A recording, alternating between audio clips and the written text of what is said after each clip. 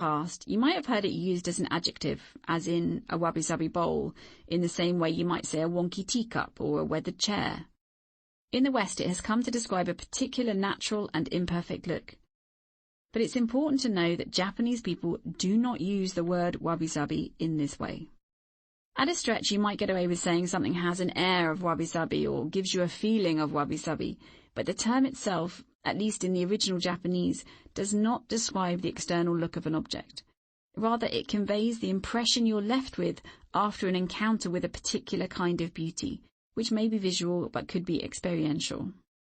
An ex-professor I talked to singled out the appreciation of moss in the garden of an old temple as a time that he gets a feeling of WabiSabi.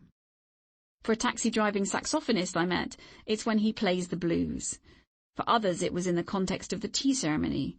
It varies from person to person because we're all moved by different things. But the moment this feeling arises, a knowing, a connection, a reminder of the evanescent and imperfect nature of life itself, then WabiSabi is present. The meaning of words often shifts when they're brought into other languages, so if you've been using WabiSabi as an adjective and it helps you to treasure imperfection and a simple life, then it's not something to fret about. The point of this audiobook is not to get caught up in semantics, but rather to extricate life lessons inspired by this wisdom, to soak up the philosophy and be moved by it to change your viewpoint in a way that enhances your life.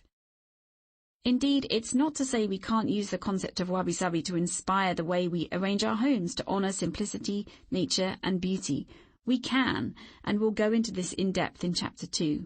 But if we pigeonhole WabiSabi simply as a desirable lifestyle or design trend, we miss the real opportunity offered by this deep and intuitive way of experiencing the world.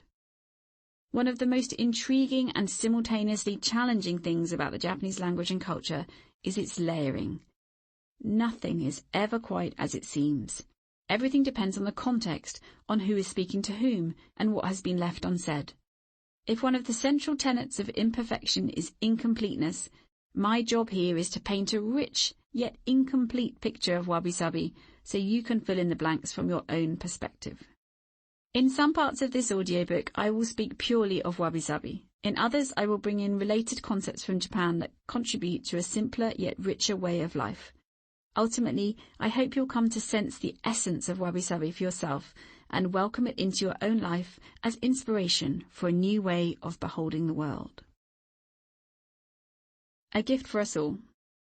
Not long ago, I watched a pair of Japanese high school students give a presentation on WabiSabi in the USA.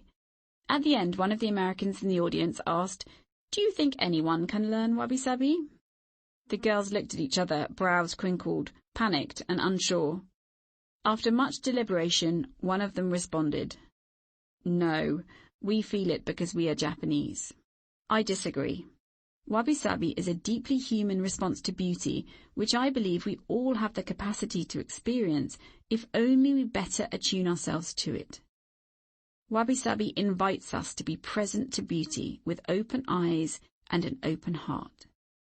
My perspective on WabiSabi will always be in the context of my own worldview, which is based in a Western upbringing heavily influenced by a 20-year love affair with Japan. Your perspective will differ from mine, and if you have the opportunity to talk to a Japanese person about it, their perspective will be different again. But therein lies the beauty, and largely the point. It's in taking inspiration from other cultures and interpreting it in the context of our own lives that we excavate the wisdom that we most need. How is WabiSabi relevant today? We're living in a time of brain-hacking algorithms, pop-up propaganda and information everywhere. From the moment we wake up to the time we stumble into bed, we're fed messages about what we should look like, wear, eat and buy, how much we should be earning, who we should love and how we should parent. Many of us probably spend more time thinking about other people's lives than investing in our own. Add to this the pace at which we're encouraged to function, and it's no wonder so many of us are feeling overwhelmed, insecure, untethered and worn out. What's more, we're surrounded by bright artificial light in our homes, shops and offices, on our phones and laptops. We're overstimulated and obsessed with productivity. It's playing havoc with our nervous systems and ability to sleep. We're paying the price of having banished the calming shadows and rich texture from our lives in favour of speed and efficiency.